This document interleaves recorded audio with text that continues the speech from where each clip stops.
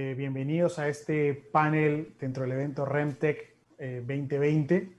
Este panel va a tratar sobre Legal Tech hacia un real estate más transparente y seguro. Mi nombre es Álvaro Castro, soy director de Sumara Hub Legal, una boutique legal peruana enfocada en innovación y emprendimiento. Y voy a darle el pase a los panelistas para que se presenten brevemente. Alfredo Paino, notario público de Perú, Dayan Vergara, gerente general de IOPE, David Pesaña, Legal Tech Manager de Trato, México. Por favor, Alfredo, el micro es tuyo. Buenas, ¿cómo están con todos? Gracias por la oportunidad. Yo soy efectivamente, como dijo Álvaro, notario acá en Lima, Perú. Tuve la oportunidad de ser designado por mi gremio para investigar todo lo relacionado a certificación digital cuando en el año 2000 se publicó la norma en el Perú. A partir de ese momento los notarios estuvimos haciendo el seguimiento a la norma, viendo cómo nos podía afectar para bien o para mal, viendo cómo podíamos incorporarlo a nuestras actividades, y eso me terminó haciendo una especie de especialista en el tema, sin serlo realmente. Mis conocimientos técnicos son muy pobres, pero del tema de la aplicación de certificación digital en las cosas prácticas en el Perú, he aprendido bastante con todos estos años y he tenido oportunidad de ver cómo funciona y qué cosa funciona bien y qué cosa no. En particular en los temas de inmobiliarios hay mucho por hacer. El tema acá está avanzando muy fuerte, la actividad inmobiliaria en el Perú está muy bien, es uno de los motores de la economía y esperemos que sea uno de los motores de la salida adelante. Entonces, creo que hay bastante por hablar y espero además, por supuesto, escuchar a los otros panelistas para aprender más. Gracias. Buenísimo, Alfredo. Dayan, si te puedes presentar y contarnos a qué se dedica IOPE. Muchas gracias por la invitación, un gusto estar aquí. Definitivamente este tipo de eventos permite tanto a las empresas como emprendedores a conocer un poquito más acerca de las herramientas tecnológicas, los componentes, las soluciones tecnológicas que hoy en día son un aliado estratégico para las empresas. Muchas gracias. Nosotros, IOFESAC es una empresa peruana que se creó en el 2010. En el 2013 obtuvo sus dos primeras acreditaciones ante Indecopi como entidad de registro y como prestador de servicios de valor añadido en la modalidad de sistema de integración electrónico. De hecho, fue la primera empresa peruana que ha acreditado estos servicios. IOFE como tal significa Infraestructura Oficial de Firma Electrónica y es la comunidad administrada por Indecopi en el que pertenecen todas las empresas que brindan servicios de certificación digital. De hecho, es un acrónimo que de por sí goza de cierto reconocimiento. Nuestra empresa, es el nombre, tiene como nombre ese acrónimo, es IOFE, Sociedad Anónima Cerrada, ¿no? Muchas gracias por la invitación, es un gusto estar aquí. Gracias. David Pisaña, por favor, preséntate y nos comentas qué es Trato. Claro, Álvaro, un gusto saludarte, muchas gracias. Un gusto, Dayan, saludarte, ¿cómo estás? Alfredo, nuevamente en un foro, gracias y un gusto estar a tu lado. Bueno, yo me presento, soy David Pisaña, soy abogado de profesión, estoy en la Ciudad de México y participo en Trato. Trato es una empresa que tiene participación a nivel principalmente Latinoamérica, Estados Unidos y algunos países europeos.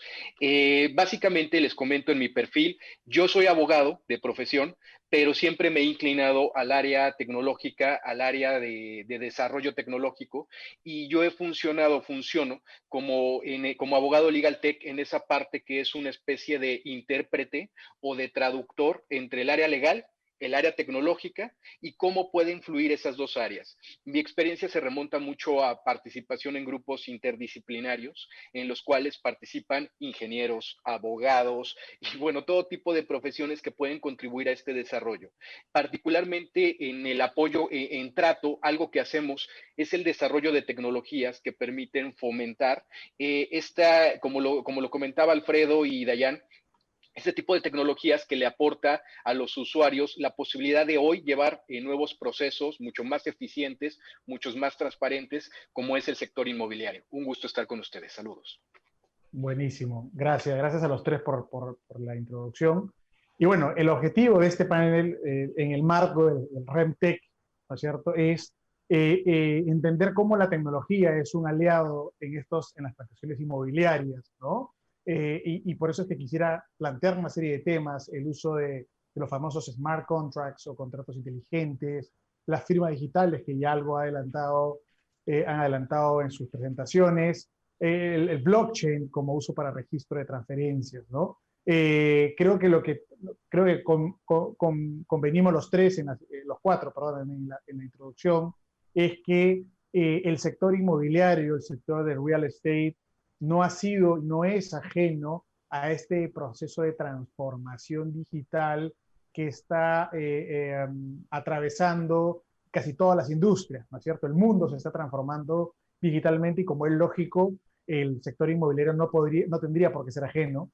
Y entonces ya se habla del PropTech, del ConstructTech, ¿no es cierto? Y aquí es interesante entender, y creo que ese es el objeto principal de esta conversación, es cómo los desarrollos legal tech, cómo estas tecnologías en contratación, en identidad, en registro de propiedad, pueden generar sinergias con las transacciones inmobiliarias, ¿no? Ese es el objetivo y creo que ese es el tema sobre el cual quisiera que conversemos.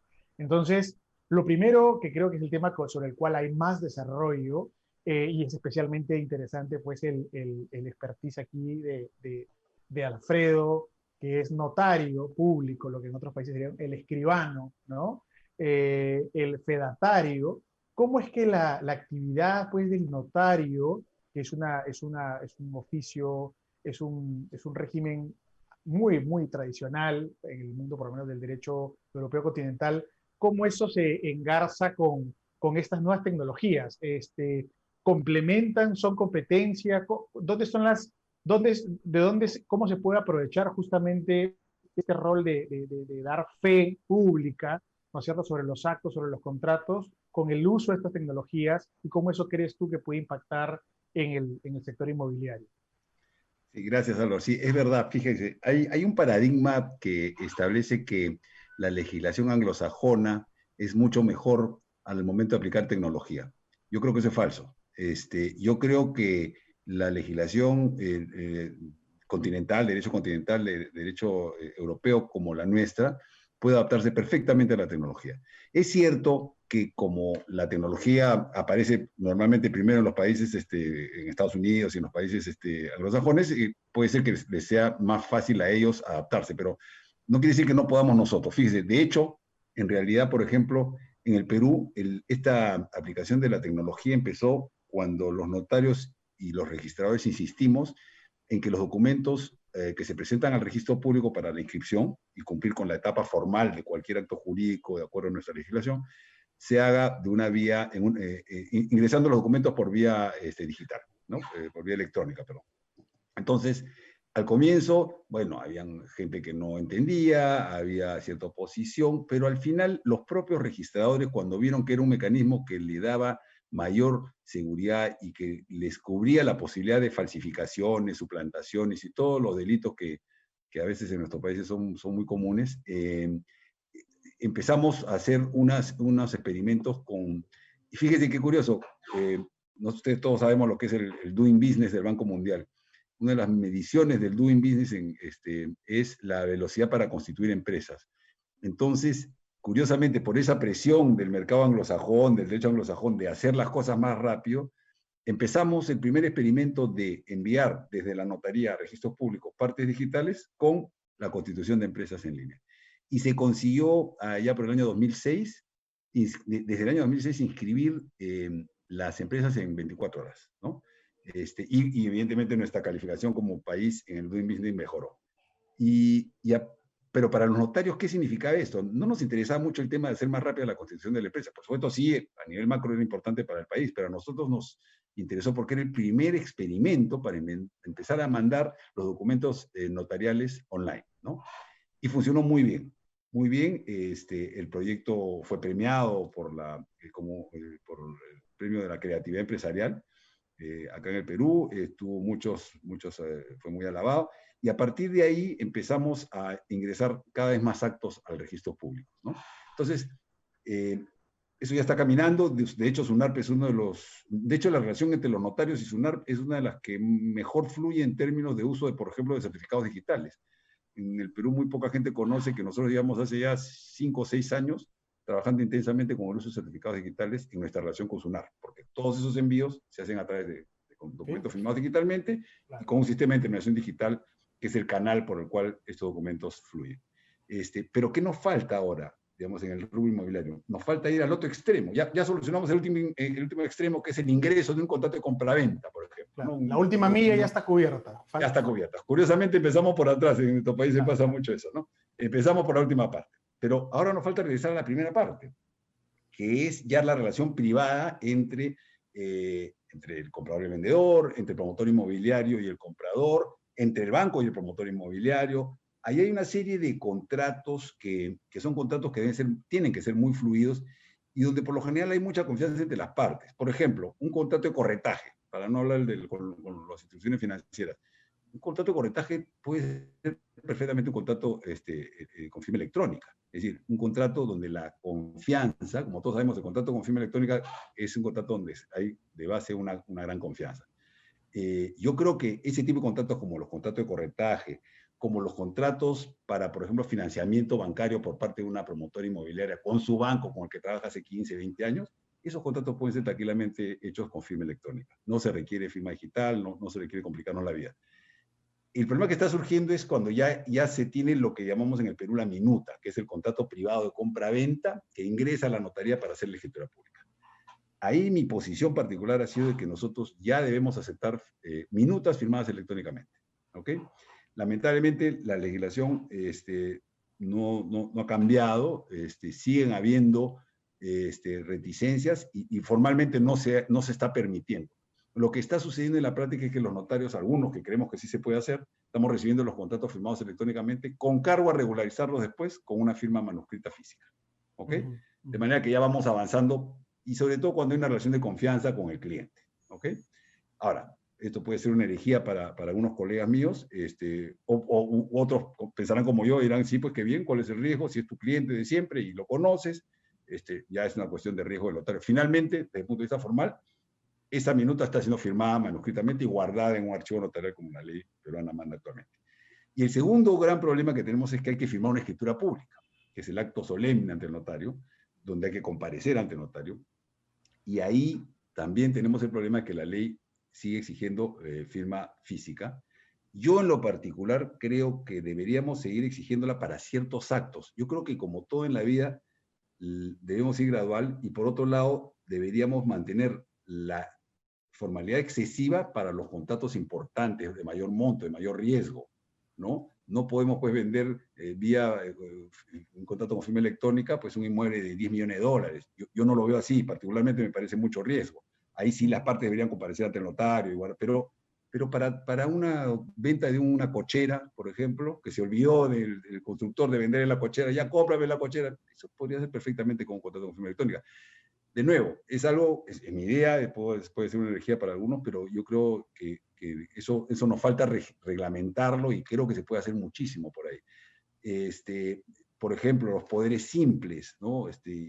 Poderes para cobrar estos bonos que está dando el Estado por el tema del COVID, o cosas de poco valor, de poca importancia, tanto jurídica como patrimonial, se puede empezar a utilizar contratos con firma electrónica y dejar para todo lo que es la contratación con firma digital para los grandes contratos, para los contratos que involucran mayores riesgos, ¿no? Esa es mi posición general, es lo que he venido predicando entre mis colegas y ahí estamos tratando de empujar el asunto, pero a veces, como tú bien decías, Álvaro, en mi gremio de por sí hay un conservadurismo muy importante. Creo que en México también ha pasado bien porque los notarios son igual de conservadores que en el Perú, pero creo que estando tan cerca de Estados Unidos hay un poco más de presión para ustedes, ¿no? Que para nosotros. Sí. Pero en principio yo lo veo bien positivamente, con mucho optimismo, y yo creo que esto va a caer por su propio peso. Ni qué decir si es que vuelve a haber otra cuarentena. La cosa va a tener que decantar de todas maneras, pero sí, yo creo que el panorama lo veo positivo. Yo sé que todos estamos trabajando en eso. Tuve una presentación, un webinar con la CAPECO, con la Cámara Peruana de Construcción en el Perú, y ellos estaban, todo el gremio de constructores estaban muy preocupados en cómo agilizar esto, cómo meter tecnología. Todos estamos en lo mismo finalmente, y como bien decía David, los abogados tenemos que dejar de ser obstructores y empezar a ser promotores. Hay mucho por hacer y la cosa no es tan complicada si lo hacemos bien y si lo pensamos midiendo bien los riesgos y cumpliendo con las propias formalidades que nos trae nuestra legislación, que es una legislación que yo no veo que sea necesario cambiarla, no veo que sea necesario incorporar figuras de la legislación angloamericana para mejorar. Yo no lo veo necesario. Yo creo que con lo que tenemos podemos avanzar bastante. Gracias. Buenísimo. Hay que dar la lucha de adentro, entonces. Exacto. Ajá. Y ya que ha sido aludido, David, cuéntanos en México qué es lo que... A ver, en México tiene un desarrollo inmobiliario, del mercado inmobiliario, con varias figuras que han precedido a las equivalentes peruanas, como los REITs, las fibras. Eso ha hecho pues, que el mercado inmobiliario esté bastante activo de hace varios años. Efectivamente, como dice Alfredo, la cercanía con los Estados Unidos, imagino mucho inversionista o comprador norteamericano. Entonces, digamos, ¿a qué apuntan? ¿Qué es lo que tú has visto del uso de la tecnología en la contratación? Un ciudadano americano desde su casa en Minnesota puede comprar un inmueble en el DF, o es algo que es una posibilidad, es algo que con firma electrónica o firma digital es posible en un futuro. ¿Qué es lo que has visto tú? Álvaro, con todo gusto. Mira, básicamente nosotros hemos tenido mucha experiencia en el área del real estate, precisamente, y como bien lo dices, en el caso concreto, nos ha tocado participar de extranjeros que quieren comprar propiedades en México, y esos extranjeros me refiero no solamente desde Estados Unidos, sino desde cualquier otro lugar. La realidad, como bien lo dice Alfredo, la tenemos y el stopper en México ha sido la última milla. Precisamente esos registros, esa posibilidad que la autoridad que da esa formalidad a los contratos sea la que lo tenga que llevar a cabo. Pero ¿cómo se ha resuelto en el día a día? Te voy a contar, Álvaro, precisamente, concretamente a tu pregunta. Realmente las empresas han aprovechado de sobremanera estas tecnologías utilizando smart contracts, blockchain, y te voy a decir por qué, principalmente por los beneficios.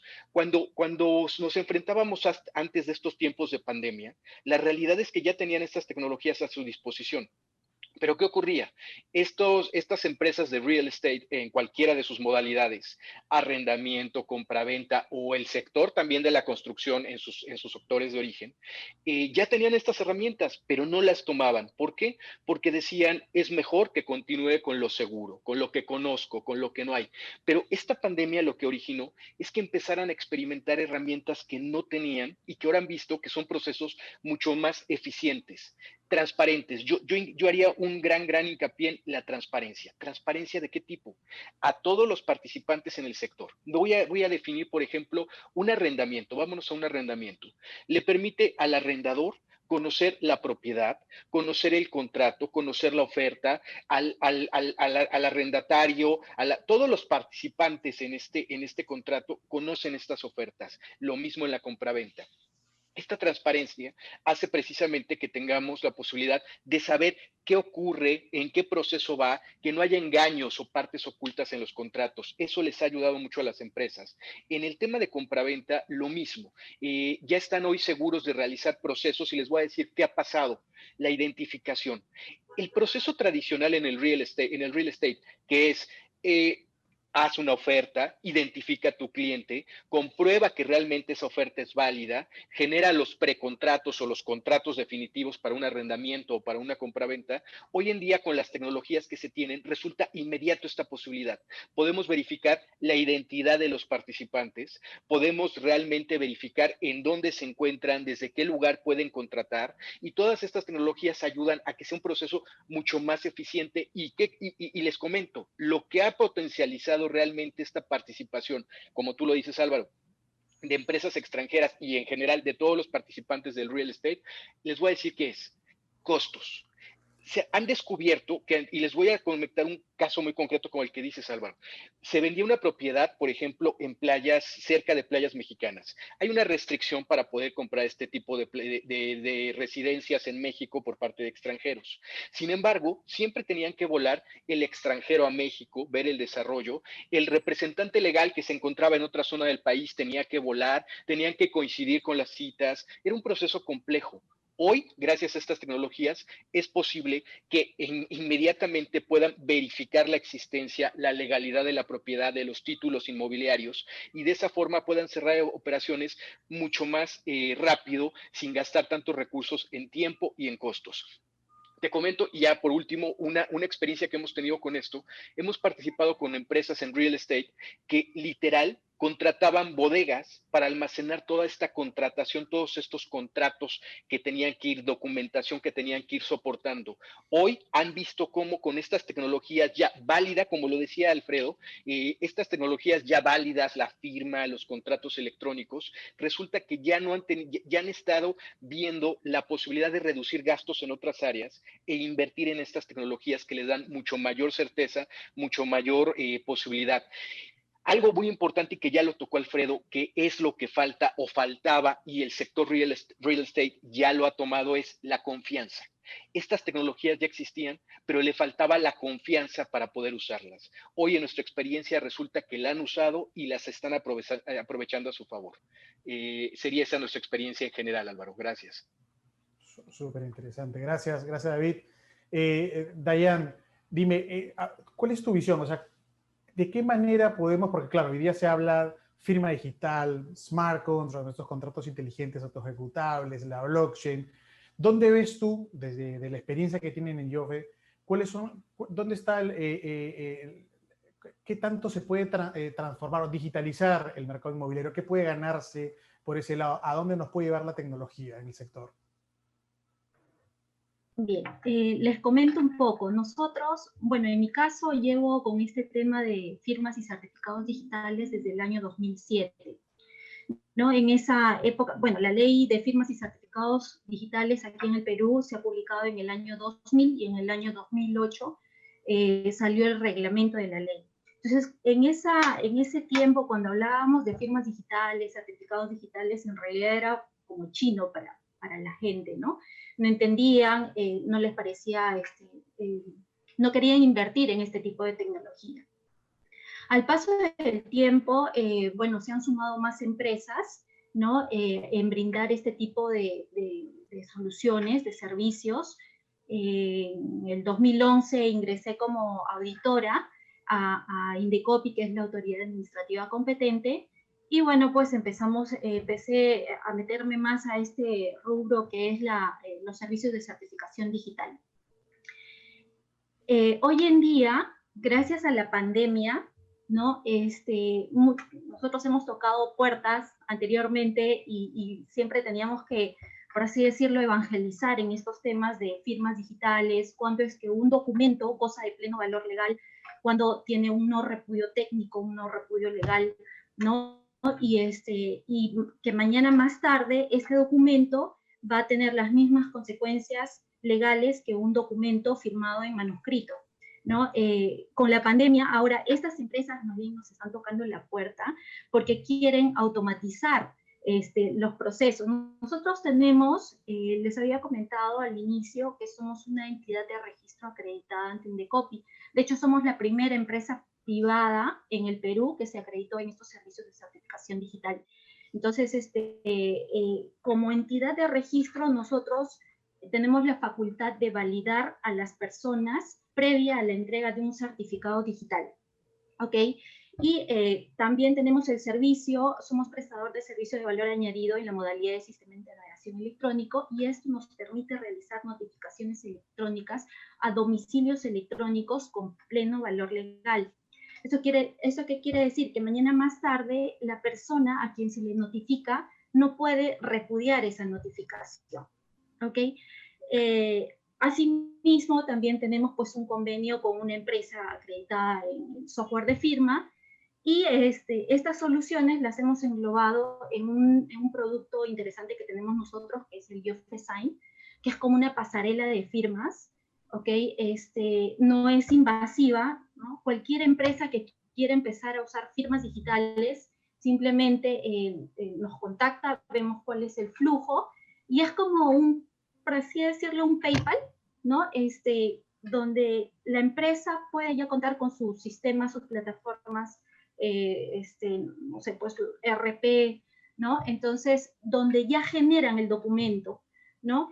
Y una vez que ya tengan el documento para firma de los N participantes, pasa a nuestra plataforma y empieza a recolectar la firma de cada uno de ellos.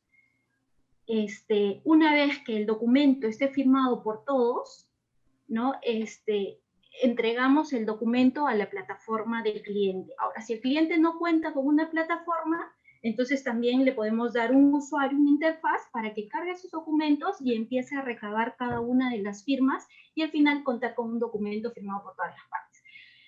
Esto que nos permite que las personas que van a firmar, como decía David, ya no tienen que trasladarse a un lugar específico para que le tomen la firma, sino que desde la comodidad de su casa puede solicitar un certificado digital y puede acceder a la plataforma y realizar el proceso de firma digital. Y así todas las partes y al final tenemos un documento firmado digitalmente por todos, ¿no? El hecho de, aquí en el Perú, hablamos mucho, bueno, de firma electrónica y firma digital. Para el Perú, firma digital es el que goza de pleno valor legal. La firma electrónica es como el universo, ¿no? Yo le pongo una imagen al documento de mi firma y ya es firma electrónica.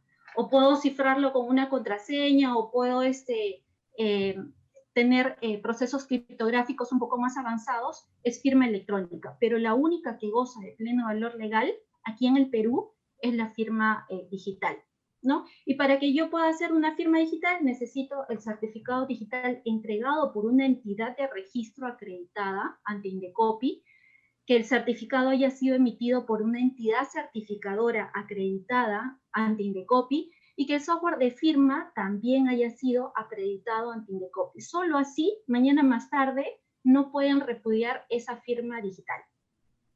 ¿Ok? Esto quiero dejarlo en claro porque hay muchas aplicaciones, ¿no? que pueden generar la firma digital, pero que no están acreditados ante Indecopi. Entonces, en un proceso, en una controversia, en que las partes estén repudiando el documento, se hace el proceso de investigación y obviamente, pues, si es que no es un software acreditado ante Indecopi, el documento no goza de pleno valor legal y podría ser repudiado por las partes. A todo esto, claro, cuando dices repudiar, solamente para los que nos oyen, nos ven y no están familiarizados, es el hecho de que una de las partes o un tercero cuestione o que ese no es el documento que se firmó o que quien firmó no es quien dijo que era, ¿no? Que hay una suplantación de identidad o que el documento fue alterado, ¿correcto? Exacto, exacto. Entonces, a través de nuestra plataforma ingresa el documento, todas las partes la firman, incluso nosotros tenemos la solución de notificaciones electrónicas que también gozan de pleno valor legal y no repudio. Una vez que todas las partes hayan firmado, podemos lanzar una notificación electrónica a cada una de las partes interesadas. Y al final todos cuentan con el documento firmado por todas las partes, ¿no? Hoy en día tenemos clientes, empresas inmobiliarias, muchos de ellos ya tienen sus CRM, sus plataformas, y nosotros nos hemos integrado con nuestra pasarela de firmas para todo el proceso de la minuta digital, ¿no? Que de hecho ha significado, justo con una de estas empresas, estamos haciendo un cálculo de todos los ahorros, tanto en tiempo, espacio, e imagen también, ¿no? Que ha generado esta implementación en sus empresas. Perfecto. Ahora que estoy escuchando a lo largo del tema de repudio, cuestionamientos, se me ocurre que la última milla no es realmente registros públicos.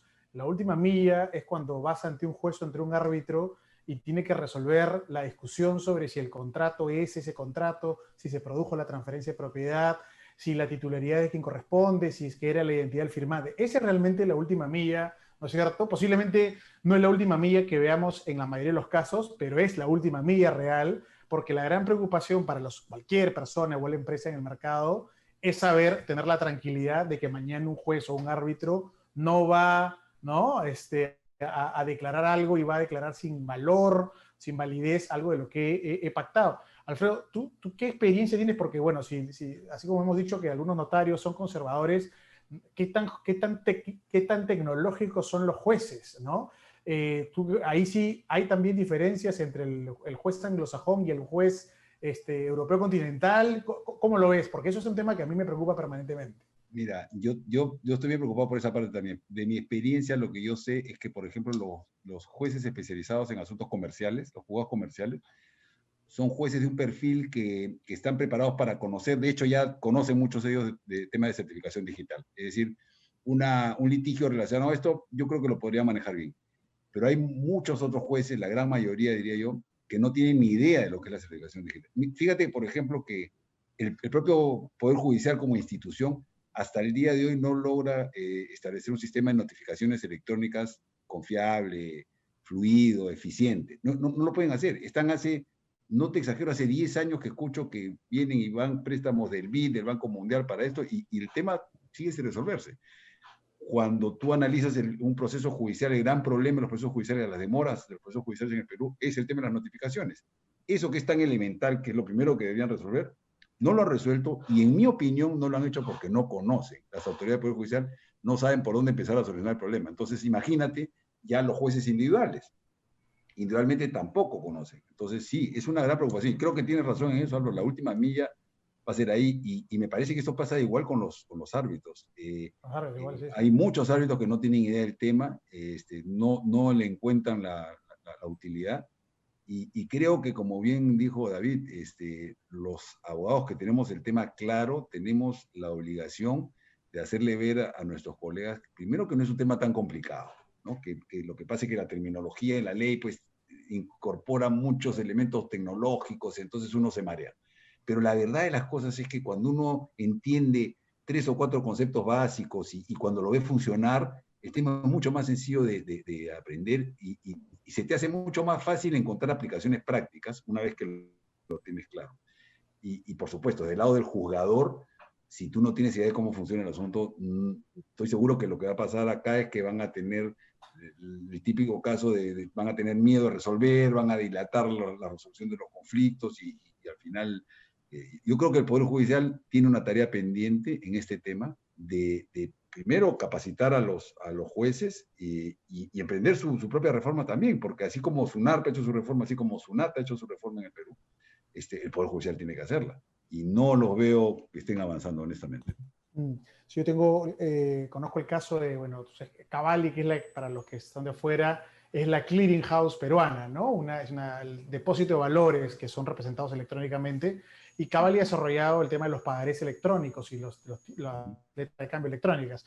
Y sé casos en los cuales cuando han querido ir a algún tipo de acción judicial de un cliente que tiene un pagaré electrónico y van al juez, el juez le dice, sí, pero tráeme igual el físico.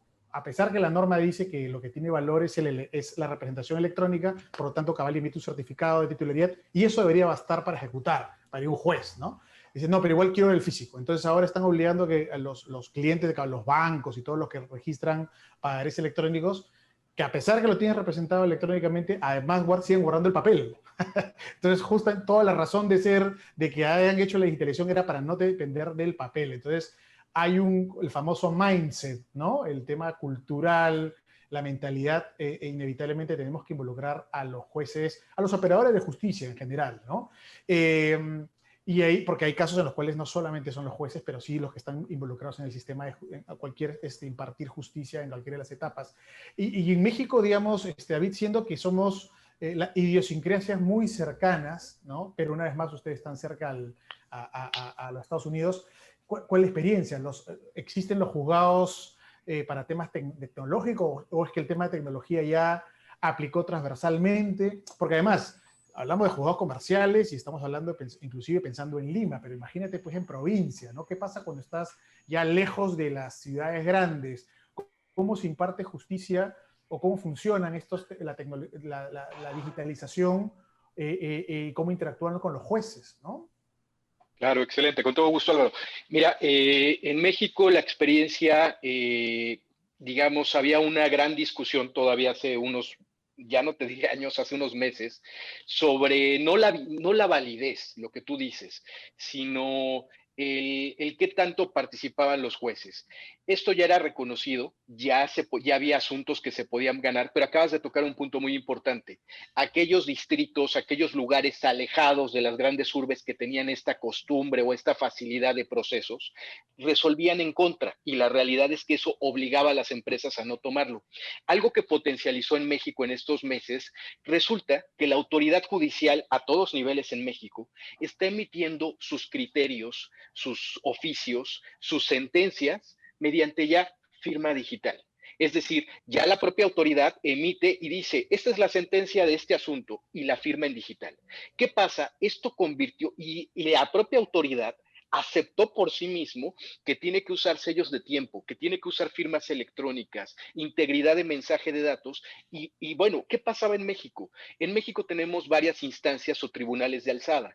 La realidad es que hace un par de años, si acudíamos a un tribunal con un contrato de arrendamiento, de compraventa o un pagaré electrónico, por ejemplo, con estas características, era muy probable que en la primera instancia, la verdad es que se perdiera o no fuera una resolución favorable. Al acudir a un tribunal de alzada, la resolución ya resultaba ahora sí favorable por la validez de las tecnologías. ¿Qué pasó con esta situación de pandemia? Pues resulta que ahora los jueces a todos los niveles han aceptado y entendido lo que comenta Alfredo, esta necesidad de que toda el área legal ya la conocía, pero no se decidía a aceptarla o a decir que es válida. Hoy, ¿qué nos pasa con las tecnologías? Más allá de la firma electrónica, este tipo de tecnologías no solamente es firma, nos da lo que es la fiabilidad, que podamos demostrarle a un juez, oye, esta es la imagen de la persona, es el video de la propia persona en el momento en el que está firmando, el lugar donde firmó, es decir, le damos evidencias de las circunstancias con las cuales celebra estas operaciones que antes no tenía la propia autoridad. Podemos demostrarle registros públicos, eso es muy importante con la blockchain, son registros inalterables, contratos inteligentes que hoy de forma automática realizan las acciones, nos permiten cumplir con lo que es compliance, con todos esos due diligence que tenemos que hacer en cada proceso muy, muy importante en el real estate, ya le podemos dar a la autoridad y decirle, este fue el momento en el que el cliente, el comprador, el arrendatario lo hizo y ya tiene la certeza de que tiene una evidencia. Si bien, como lo dice Alfredo, no quiere decir que ya va a resolver inmediatamente, le da evidencias que antes no tenía y que hoy es muy rápido que pueda resolver. Te agradezco. Bueno, igual, por mucho que técnicamente podría, la ley mexicana va a impedir que me compre una casita en Playa del Carmen por ahora, pero Por ahora, no, sí. tendré que esperar. Ajá.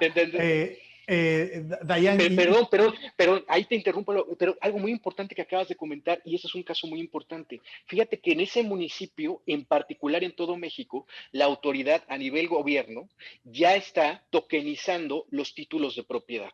¿Qué quiere decir? Que ahora sí, ese título de propiedad ya va a estar registrado en la blockchain desde gobierno mexicano, y en un futuro, te hablo, esto lo paró al contrario de la pandemia, este proceso, pero ya estaba precisamente por esa necesidad de abogadas como tú, Álvaro, que van a comprar en Playa del Carmen, resulta que ya se estaba digitalizando o tokenizando esos títulos de propiedad. Podíamos tener el perfecto seguimiento, trazabilidad, quién es el dueño original, cuándo vende, cuándo cualquier acto que ocurriera. Perdón que te haya interrumpido, pero eso es muy importante. Ese es un paso que México ya está dando en materia inmobiliaria, de hecho. Súper interesante. Ahora me quedé sin excusas, entonces. Adelante. Dayan, ¿cómo, y digamos, en la experiencia de ustedes en el nivel de IOFE, digamos, ya han tenido casos en los cuales se ha discutido el certificado ante una autoridad, ante un juez, ante un árbitro? ¿Cuál ha sido la labor ahí? Yo sé que estamos en el tema inmobiliario, pero esto es inevitable para estar seguros que hay un crecimiento exponencial del mercado inmobiliario basándose en tecnología. Tenemos que estar seguros, pues, que esto va a ser aceptado luego y no va a ser cuestionado por las autoridades judiciales o arbitrales. Exacto. Nosotros tenemos dos casos. Uno, nosotros para validar hoy en día, en tiempos de pandemia, la identidad de la persona, aparte de consultar con la base de datos de RENIEC y de validar la información que nos envían, hay una videollamada para validar la identidad de la persona.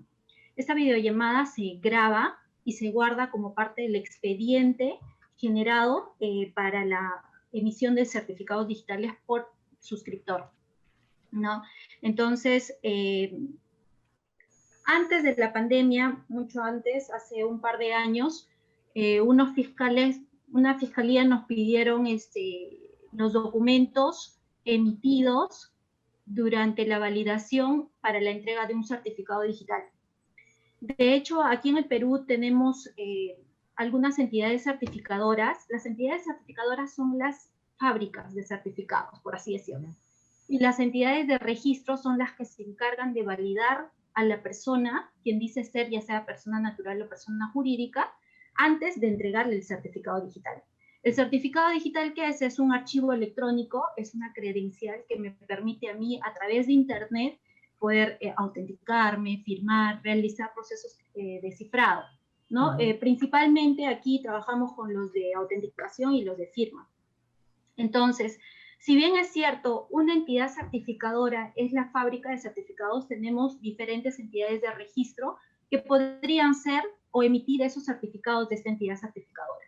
Y varias de las entidades certificadoras que tenemos aquí en el Perú son entidades certificadoras internacionales, que en otros países entiendo yo que pueden emitir los certificados a través de otros procedimientos. Aquí en el Perú tiene que haber una validación antes de entregar el certificado digital.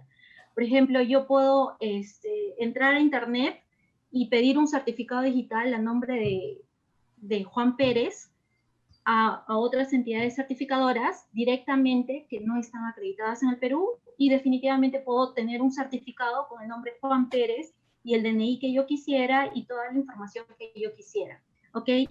Y si es que yo firmo un documento con este certificado, obviamente va a ser repudiado, porque primero no he ido a una entidad de registro acreditada para que me validen la identidad.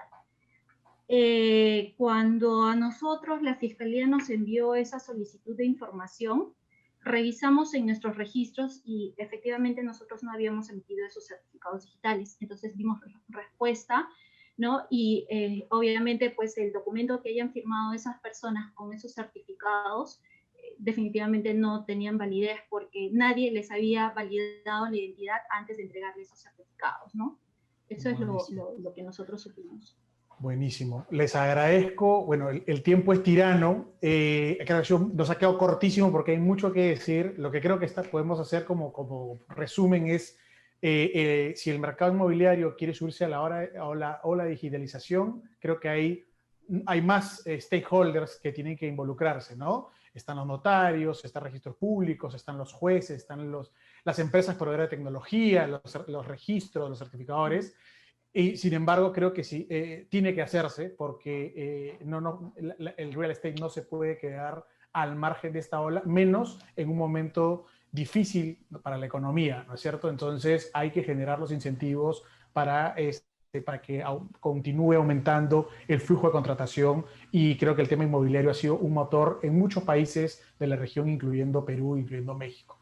Así que les agradezco a Alfredo, Dayan, David. Muchas gracias a los organizadores, por supuesto, del REMTech. Este ha sido el panel Legal Tech frente a la industria inmobiliaria.